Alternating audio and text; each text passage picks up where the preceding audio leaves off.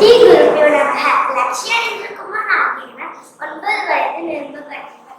காமத்தை வைத்து கருணையுள்ளமாக அன்னை காமாட்சி குடிகொண்டுள்ள காஞ்சி மாநகரில் ஸ்ரீ பரதாலய நாட்டிய பள்ளியில் எங்கள் குரு பாண்டியன் சண்முகம் அவர்களிடம் முறையாக 6 வருடங்களாக பரதம் பயின்று வருகிறேன்.